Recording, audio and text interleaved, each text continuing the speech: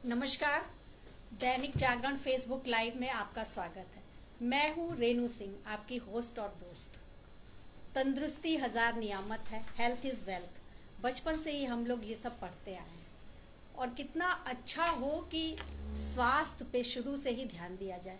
यानी कि महिला जब गर्भवती हो या बच्चा गर्भ में आए तभी से उस पर ध्यान दिया जाए कि वो सही से मतलब उसका परिपूर्ण विकास हो।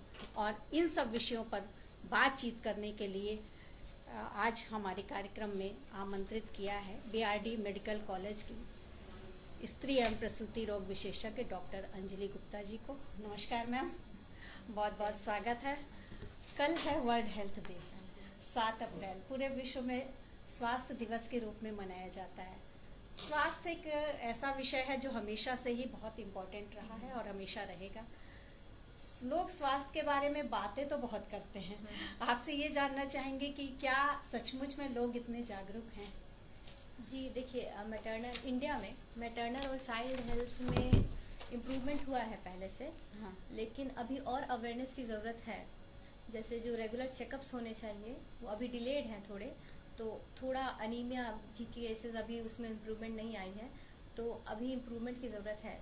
तो मॉनिटरिंग के लिए अभी पेशेंट्स उतने जागरूक नहीं हुए हैं। अच्छा, जैसे कि अभी हम लोग बात कर रहे थे कि बच्चा जो है गर्भ में आए तभी से उसकी देखभाल करनी चाहिए। और लेकिन देखा जाता है कि हमारी सोसाइटी में कोई भी महिला प्रेग्नेंट हुई, लोग खुश तो बहुत होते हैं लेकिन उसको एक मरीज की तरह से ट्रीट करते हैं। हाँ, जबकि गर्भधारण एक सामान्य प्रक्रिया है और सामान्य रूप से लेना चाहिए, लेकिन उसको मरीज की तरह से ही ट्रीट करते हैं। जी जी, मैं प्रेगनेंसी एक नेचुरल प्रोग्रेस होनी चाहिए, लेकिन फिर भी आपको थोड़ा अर्ली डायग्नोसिस के लिए आप केवल रेगुलर चेकअप में ही रहें, वो काफ़ी है। बाकी ऐसे बेड रेस्ट जैसे कुछ लोग कर ले लेते हैं, बेड रेस्ट से तो दिक्कत हो जाएगी।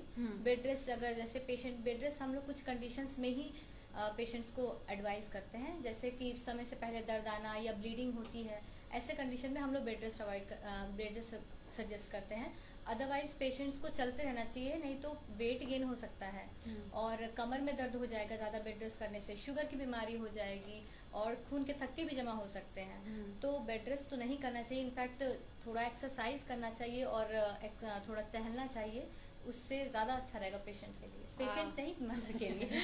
तो हम लोग बात कर रहे हैं गर्भवती महिला की, तो सबसे पहले जानना चाहेंगे कि जो आजकल बहुत कॉमन है कि देखा जा रहा शुरू से ही देखभाल के बावजूद गर्भवती महिला में मृत्यु दर जो है ड्यूरिंग प्रेगनेंसी, ऐसा क्यों, कैसे बचाया जा सकता है? जी, जो आप बोल रहे हैं उसको मैटरनल डेथ, तो मैटरनल ये प्रिवेंटेबल तब है जब आप रेगुलर जो है वो रेगुलर चेकअप में रहें। अगर पेशेंट आएगी ही नहीं, दिखाने ही नहीं आएगी, तो पता कैसे चलेगा उसको कमी किस चीज़ की है? अगर वो शुरू से आएगी और कांटेक्ट में रहेगी, विजिट्स करेगी, जैसे हमारे होते हैं कि एक नॉर्मल प्रेगनेंसी में कम से कम 4 से 6 एंटीनेटल केयर विजिट्स होते हैं, तो इतना आएगी तो उसमें कुछ डायग्नोसिस पहले से बनेगी। वो आती ही लेट है, बहुत डिले करेगी तो डायग्नोसिस नहीं बनेगी, तो फिर आते हैं कि बहुत बाद में अनीमिया हो गया है, बेबी का भी हेल्थ ख़राब होता है, बीपी नहीं कंट्रोल रहता है, झटके आने लगते हैं। तो ये सब कारण ही बनती है बाद में कि उसके कारण से मैटरनल डेथ होती है। तो अगर आप शुरू से प्रॉब्लम इसी की टाइमिंग की है कि अगर आप टाइम से आएंगे दिखाने, तो फिर ये जितने मैटरनल डेथ से ये रोके जा सकते हैं। अच्छा, देखा जाता है कि जब भी कोई लेडी जो है वो प्रेग्नेंट होती है, एनीमिया बहुत कॉमन कॉज हो जाता है। खा रही है, पी रही है, फिर भी एनीमिया से बचने के लिए क्या किया जाए? तो नहीं, डाइटरी डेफिशिएंसी ही बड़ा कारण है। खा रही है, क्या खा रही है? जैसे कि आयरन रिच डाइट उन्हें लेनी चाहिए, जैसे हरी सब्जी लें ज़्यादा से ज़्यादा। और आयरन रिच डाइट जब कहें तो मतलब बीट रूट होता है, शलजम, और गुड़ लें और हरी सब्जी इतना, और अनार लें, तो ये सब अपने डाइट में बढ़ाएं तो बढ़ेगा। डाइटरी डेफिशिएंसी के कारण एक अनीमिया होती है। उसके अलावा रिपीटेड प्रेगनेंसी, बार बार प्रेगनेंसी रखने से ब्लीडिंग होती है, फिर बाद में उसके कारण भी ब्लीडिंग ज़्यादा हो जाती है। और जब चेकअप में आते नहीं है तो टाइमली अपना आयरन सप्लीमेंट्स लेते नहीं हैं। आयरन सप्लीमेंट्स अलग से ज़रूरत है लेने की, अगर वो सब लेंगे और चेकअप कराते रहेंगे तो फिर अनीमिया थोड़ा कम होगा। मुझे लग रहा है आपकी बातों से कि जब भी कोई लेडी प्रेग्नेंट हो वो डॉक्टर के संपर्क में रहे, बिल्कुल है, उसको अवॉइड ना करें। बिल्कुल नहीं, अगर अर्ली डायग्नोसिस बनेगा, टाइमली इंटरवेंशन होगी। अगर ये चीज़ नहीं, यही स्टेप्स रुक जाती हैं। जैसा कि मैंने पहले ही कहा कि हेल्थ के बारे में हम लोग बात कर रहे हैं, और जब हेल्थ की बात आती है लोग आजकल जिम जाना बहुत पसंद कर रहे हैं और लेडीज की संख्या भी बढ़ रही है। जी। ये एक अच्छी बात है। लेकिन हम आपसे जानना चाहेंगे कि अभी देखा जाए रील का टाइम है तो दिखाते हैं लेडी प्रेग्नेंट है पर वो जिम कर रही है। जी जी। तो ये कितना सही है? ठीक है, जो पहले से जिम कर रहे हैं, हाँ। पहले से हैं, रेगुलर जिमर्स हैं, हाँ। तो वो कंटिन्यू कर सकते हैं, लेकिन उसमें भी इंटेंसिटी जो होती है थोड़ी मॉडरेट होनी चाहिए, मतलब बहुत हाई इंटेंसिटी ना करें। जिम कर सकते हैं जो पहले से कर रहे हैं, और अदरवाइज प्रीनेटल योग करें या फिर सुपरविजन में रह करके वर्कआउट करें, कर सकते हैं। बहुत हैवी तो स्ट्रेंथ नहीं करेंगे, और कुछ ऐसे हाई रिस्क केसेस होते हैं, हाई रिस्क प्रेगनेंसी, उसमें तो हम मना ही करते हैं।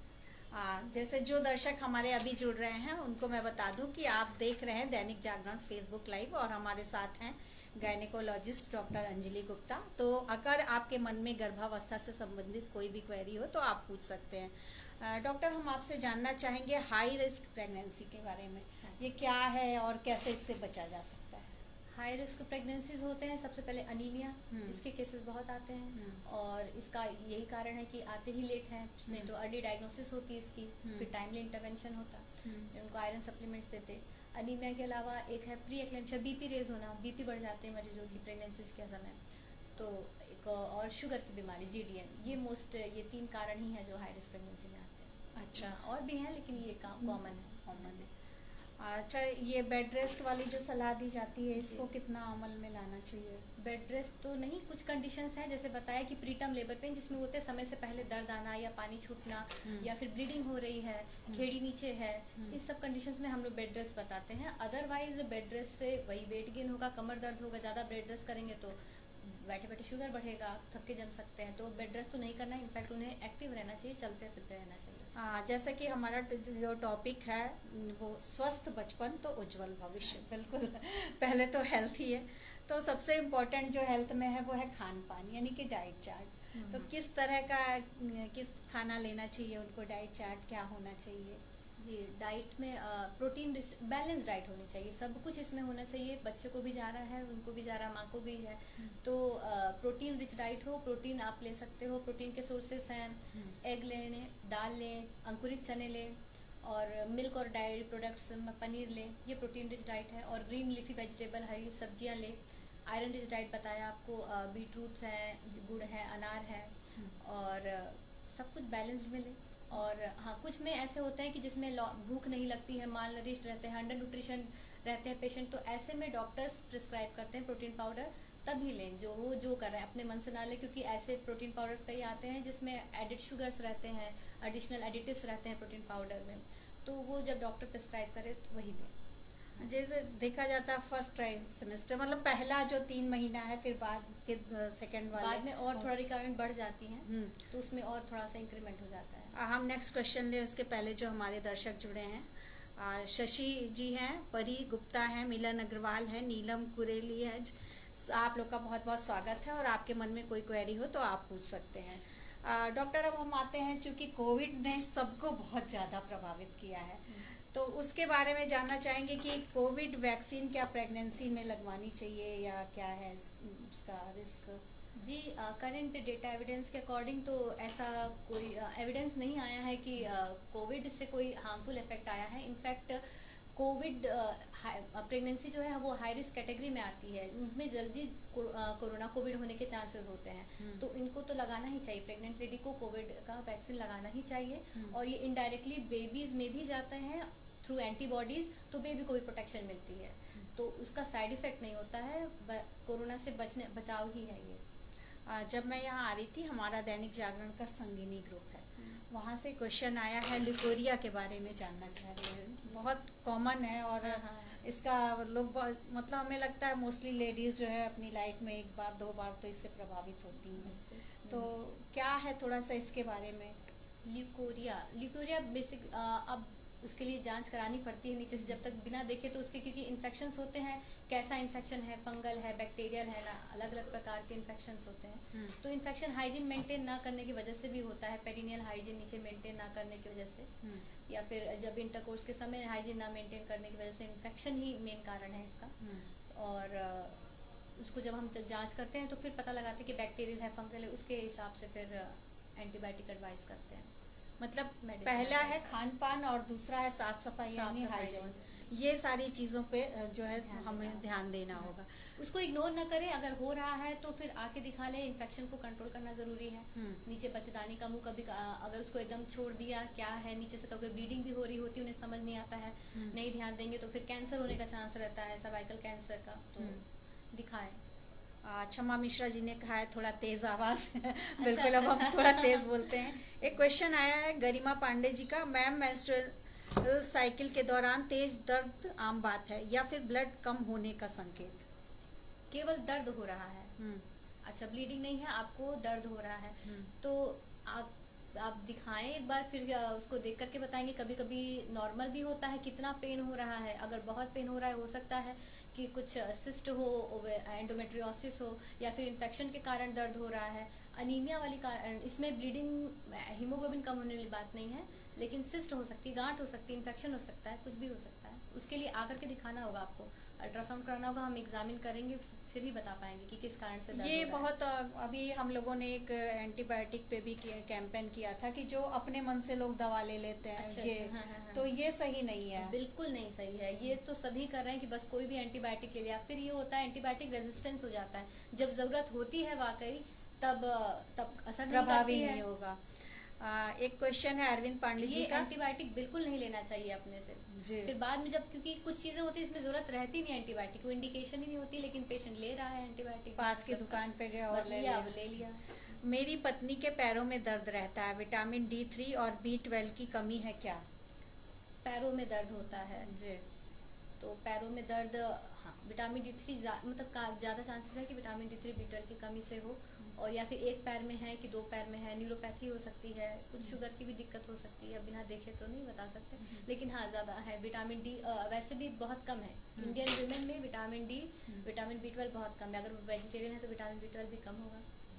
अच्छा, जैसे कोई भी लेडी प्रेग्नेंट होती है तो खान पान, जैसे किसी की लंबाई बहुत ज़्यादा है, कोई बहुत मोटा है, वो कहने का मतलब फिजिकली वो फिट है या नहीं, ये कैसे समझा जा सकता है?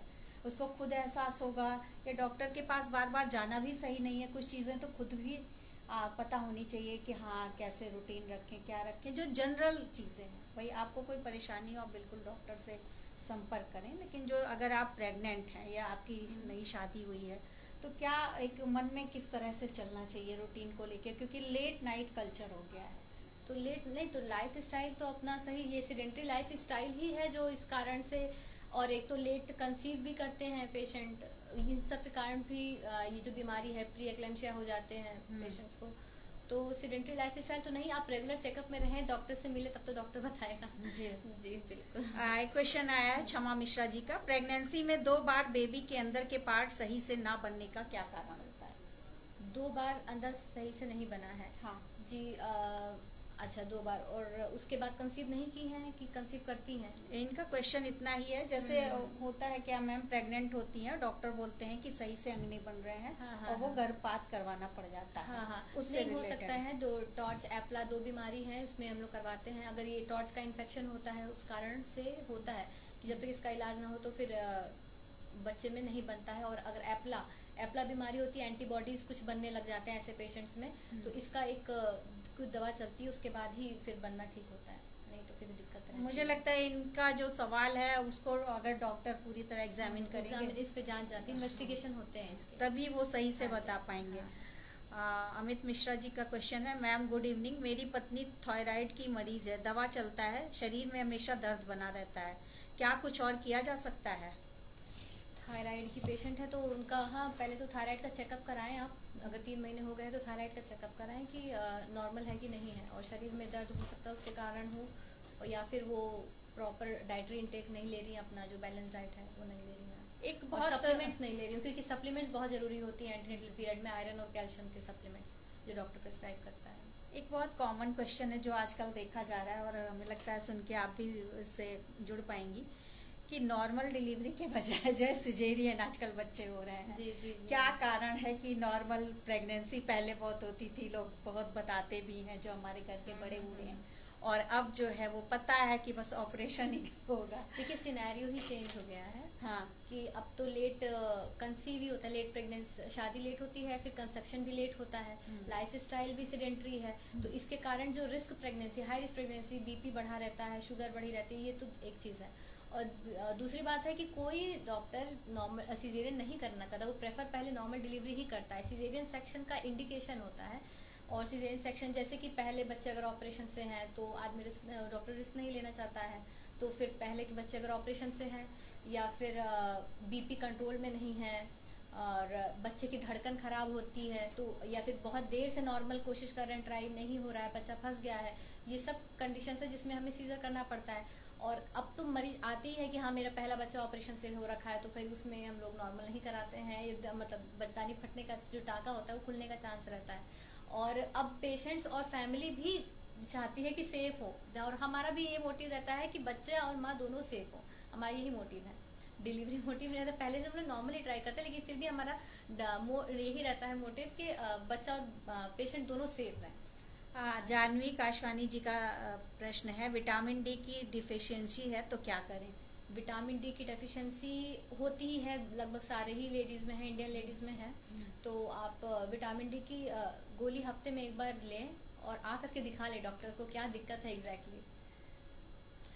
संगीता पांडे जी हैं, इन्होंने सनलाइट लें, सनलाइट लें, हाँ, धूप, हाँ, जरूरी इनका है। सवाल है कि आप लोग का आभार कि स्वास्थ्य पर ऐसी सकारात्मक जानकारी लेकर के आई है। इनका सवाल है कि हमको ना ब्लड प्रेशर है और ना ही थायराइड है, और शरीर जो है शाम को भारी भारी सा हो जाता है, क्या किया जाए? बीपी चेक कराया है?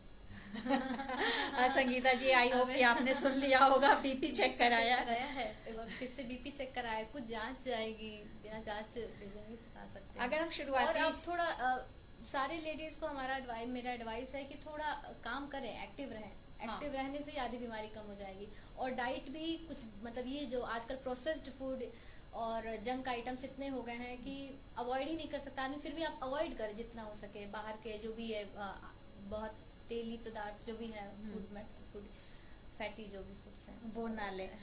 एक क्वेश्चन है मैम, जब हम थोड़े छोटे थे, ये कह सकते हैं आईवीएफ बहुत कम सुना जाता था, बहुत कम, और अब तो ये एक आम सा हो गया है, लोग नॉर्मली कंसीव नहीं कर पा रहे हैं, तो क्या इस पे आपका क्या सोचना है? आप तो नहीं कर पा रहे हैं क्योंकि देखिए एक तो लेट मैरिज ही हो रही है, हाँ, तो और लेट मैरिज होने से ही वो ओवेरियन रिजर्व कम हो जाता है, अंडा जो बनता है वो कम होता है। उसके अलावा स्ट्रेस है, स्ट्रेस बहुत है, और सेडेंटरी लाइफ स्टाइल है, तो अब जब बचदानी का इन सब के कारण ये भी होता है, फिर ब्लॉकेज मिलता है, तो फिर आईवीएफ ही एक चार रह भी जाता है कुछ कंडीशंस में। तो अब मतलब नेचुरली कंसीव करने के लिए सबसे ये भी ज़रूरी है मैम, मुझे लगता है कि जो पीरियड्स हैं लेडीज़ के वो जो है रेगुलर हों, और उसके लिए जो गर्ल्स हैं हमारी, अगर नई जनरेशन को देखा जाए तो वही बात फिर आती है कि लेट नाइट तक मोबाइल का दौर है और अर्ली राइजर लोग नहीं रह गए, नहीं, सब ये सारे हैं, तो ये सारी चीजें प्रभावित करती हैं। बिल्कुल करती हैं, ये एकदम से हमको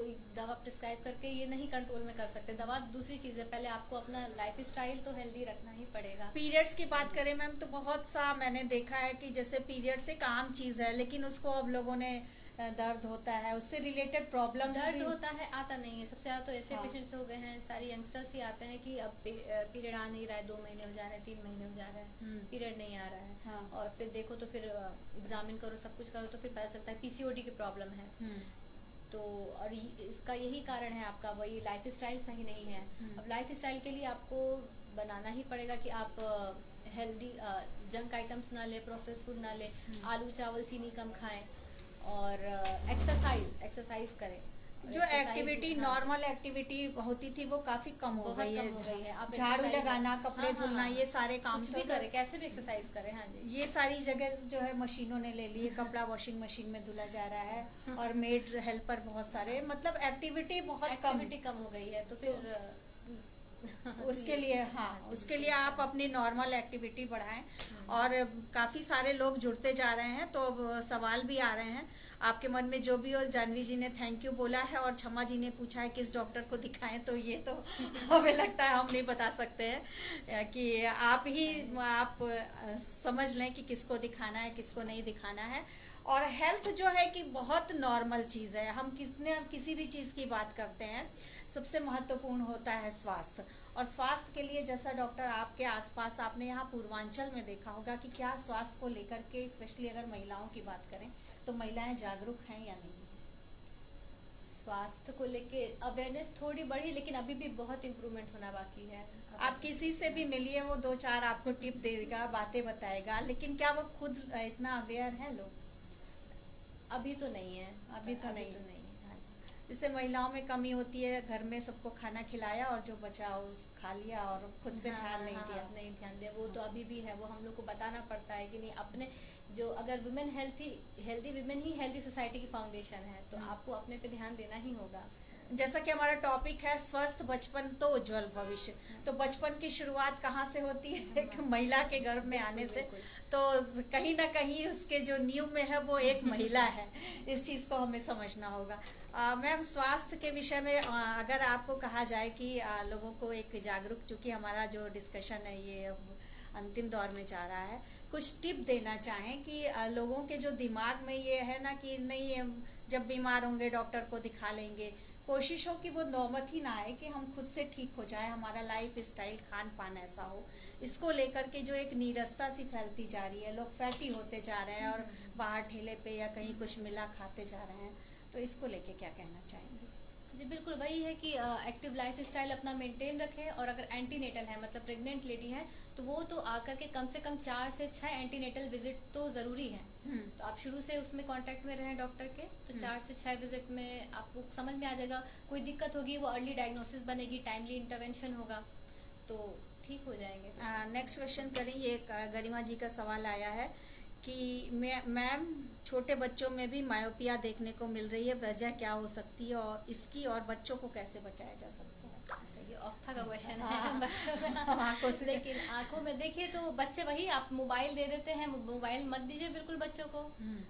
बच्चों आजकल तो शुरू से ही बच्चे मोबाइल देख रहे होते हैं, जितना पास ऐसे घूर के देखेंगे तो मायोपिया होगा ही। उसका सबसे पहले इसमें प्रिवेंशन है कि आप इन सब से चीजों से दूर रखें। टीवी, अब तो टीवी क्या, अब तो मोबाइल ही है, एकदम पास से देखेंगे, उसमें फोकस ही उसमें रहता है। बच्चा खाना जब भी खा रहा है, जब उसको मोबाइल में आप कुछ लगा देंगे, बिल्कुल तो उसके लिए तो आप पहले यही दूर करें, उसके बाद तो इसके कारण बढ़ भी गया है इंसिडेंस। शशि जी ने लिखा है कि बहुत अच्छी जानकारी, तो बढ़िया लग रहा है कि आप लोगों को ये सारी चीजें पसंद आ रही है। तो ऑल ओवर कहना यही है कि देखिए, जब भी अभिमन्यु गर्भ में आए थे तभी से उन्होंने चक्र भेदने की रणनीति वहीं पर जानी थी।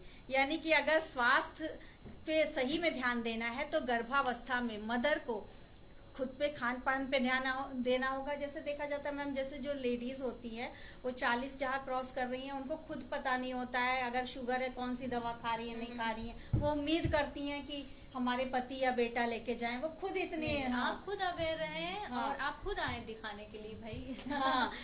आप स्वस्थ रहेंगे तभी परिवार स्वस्थ रहेगा। सबसे इम्पोर्टेंट बात है कि डिपेंडेंसी नहीं होनी चाहिए। नहीं।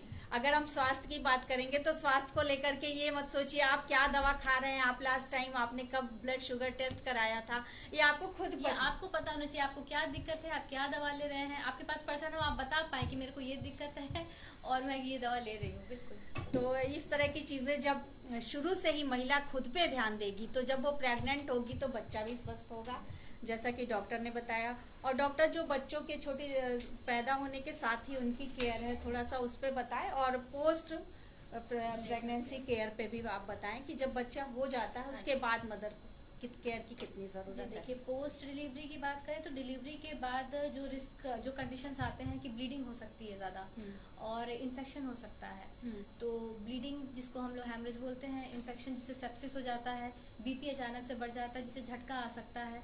तो इसलिए हम लोग मॉनिटरिंग के लिए रखते हैं। ऐसे होते हैं हमारे यहाँ भी, इवन हॉस्पिटल्स में अगर डिलीवरी हो गई है नॉर्मल, पेशेंट भाग जाता है कि अब हो गई, फिर वो लेके आता है अचानक से, भाग गया कि अब ब्लीडिंग बहुत ज्यादा हो गई घर पे, क्योंकि वो हमें मॉनिटरिंग में रखते हैं। डिलीवरी के बाद ब्लीडिंग के भी चांसेस होते हैं, इन्फेक्शन के भी चांसेस होते हैं और बीपी भी अचानक से बढ़ सकता है। तो वो बहुत ही क्रिटिकल वो भी पीरियड होता है। तो इसको भी ध्यान देना होता है। तो उस समय मॉनिटरिंग के लिए आप उस समय इंस्टीट्यूशनल डिलीवरी कराए तो वहीं रुके 2 दिन, तो वहीं मॉनिटरिंग की जरूरत है उसे। अगर नॉर्मल डिलीवरी हुई है तो भी जैसे ऑपरेशन के बाद तो आप हॉस्पिटल में रुकते ही रुकते हैं। डॉक्टर का ये कहना है कि अगर आपकी नॉर्मल डिलीवरी है तो ऐसा नहीं कि बस बच्चा हो गया और आप इवन बच्चे को भी शुरुआत के जो पहले 2 दिन होते हैं उसमें ब्रीदिंग मूवमेंट सब कुछ 2 दिन में बहुत, उसके लिए भी क्रिटिकल पीरियड होता है। तो इसलिए डिलीवरी के बाद भी 2 दिन प्रॉपर रहे यहाँ पे। उस समय ब्लीडिंग के चांसेस बहुत होते हैं, ब्लीडिंग भी हो सकती है, इन्फेक्शन भी हो सकता है, बीपी भी बढ़ सकता है। इन्होंने पूछा है कि पीसीओडी की डिजीज का क्या रीजन है, जानवी जी ने पूछा। हाँ जी, जैसा बताया पीसीओडी वही प्रोसेस बाहर के जंक फूड प्रोसेस्ड आइटम खाने के कारण इन्फ्लेमेशन हो जाते हैं ओवरीज के अराउंड में। तो और सेडेंटरी लाइफ स्टाइल रहेगा, मतलब बिल्कुल एक्टिविटीज नहीं रहेगी तो पीसीओडी के चांसेस बढ़ते हैं। अच्छा, एक क्वेश्चन और ले लेते हैं। अगर बढ़ा है, हाँ जी, एक गरिमा जी का क्वेश्चन आया है कि मेनोपॉज को लेकर तमाम खबरें आती हैं कि कम उम्र में भी ऐसे केसेस आ रहे हैं। बिल्कुल पहले 50 के अराउंड में देखे जाते थे और आफ्टर 40 आफ्टर 35 तो इन्फ्लेमेशन हो गया है ना, जो चीजें खा रहे हैं उससे इन्फ्लेमेशन हो गई, सूजन हो गई है ओवरीज के अराउंड में, जो चीज नहीं होनी चाहिए थी यंग एज में ही हो जा रही है।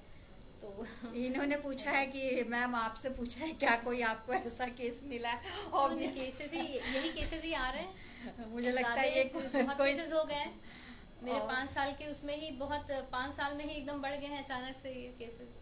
बिल्कुल, जो हम लोग बात कर रहे हैं महिलाओं के जो मासिक चक्र होता है, इसमें इरेगुलरिटी की जो होती है उसकी बहुत सी वजहों से ही प्रेगनेंसी में भी दिक्कत आती है, कंसीव करने में भी दिक्कत आती है। जब ओवरीज ही हेल्दी नहीं रहेंगे तो फिर एग्स प्रोडक्शन में भी, और अगर कंसीव कर लिया तो 9 महीने तक प्रॉपर आप जो है वो प्रेगनेंसी हो पाए, बच्चा स्वस्थ जच्चा बच्चा दोनों रहे, ये हमको बहुत ज़्यादा इम्पोर्टेंट है। बिल्कुल, तो शुरुआत वहीं से है। किसी ने पूछा है मैम का परिचय, तो एक बार बिल्कुल मैम का परिचय दे देते हैं। मैम बीआरडी मेडिकल कॉलेज में स्त्री एवं प्रसूति रोग विशेषज्ञ डॉक्टर अंजलि गुप्ता जी हैं। आप सभी ने बहुत सारे क्वेश्चंस पूछे और भी आप क्वेश्चंस पूछ सकते हैं, लेकिन हम लोग वही बात कर रहे हैं कि आप जब भी स्वास्थ्य की बात करेंगे तो जागरूकता की भी बात करेंगे। हेल्थ के साथ साथ आपको जागरूक होना होगा, तभी जो है कि क्या प्रॉब्लम है आप खुद समझिए ना। आप क्यों इतना उम्मीद करते हैं कि परिवार के लोग आपको लेकर के जाएं? तो महिलाओं को आप एक संदेश दे दीजिए, मुझे लगता है वो बेटर समझेगी। जी, मैं बता चुकी हूँ यही कि देखिए आप स्वस्थ रहेंगी तभी आपका परिवार स्वस्थ रहेगा। आप ही फाउंडेशन है अपने आपका जो हेल्थ है उसी से सोसाइटी की हेल्थ का फाउंडेशन होता है। तो आप इंडिपेंडेंट रहिए, इसको लेकर के इंडिपेंडेंट रहिए। आपको कोई दिक्कत हो रही है आप डायरेक्ट डॉक्टर के कांटेक्ट में आइए। बिल्कुल इसको अगर आपको वाइट डिस्चार्ज है, इवन कुछ भी पेन है, आप आकर के दिखा लीजिए। अवॉइड किसी चीज़ को मत कीजिए, कोई मेडिकल कंडीशन को अवॉइड मत कीजिए। और हेल्दी रहिए, अपने लाइफ स्टाइल हेल्दी रखिए, सेडेंटरी ना रहे, बिल्कुल एक्टिव रहें। चलते चलते क्वेश्चन आ गया है कि मेनोपॉज के लिए डॉक्टर से परामर्श जरूरी है, क्योंकि एक नॉर्मल प्रोसेस है तो लोग सोचते हैं कि मेनोपॉज के लिए हाँ एक बार आके दिखा लें, क्योंकि वो उसका भी एज होता है, किस एज में है क्या है, थोड़ा सा उस समय इनको भी कंफ्यूजन होता है पेशेंट को कि ये क्या मेरा नॉर्मल जा रहा है या किसी दिक्कत से जा रहा है। क्योंकि कभी कभी होता है समय से पहले भी पीरियड कम होने लगता है, तो थायराइड या शुगर की दिक्कत से, थायराइड की कमी से, तो एक बार आके दिखा लें। जिस प्रकार से हर महिला का शरीर अलग होता है वैसे उसकी समस्याएं भी अलग होती हैं। मुझे लगता है डॉक्टर आप इसे बिल्कुल इस बात को डिनाई नहीं करेंगी। तो जब जो आपकी समस्या है वो आप ही डॉक्टर से जब चेकअप कराएंगी वो बेहतर बता सकते हैं। तो उम्मीद है कि हमारा डिस्कशन पसंद आया होगा। निधि पांडे जी, आपको भी धन्यवाद कि आपने इस प्रोग्राम को बहुत मन से देखा। आप और किस बातों पे डिस्कशन चाहते हैं हाँ कमेंट बॉक्स में हमें ज़रूर परिचित कराएं, और जानकारी के लिए डेली पढ़ते रहिए दैनिक जागरण। आपको बहुत बहुत धन्यवाद।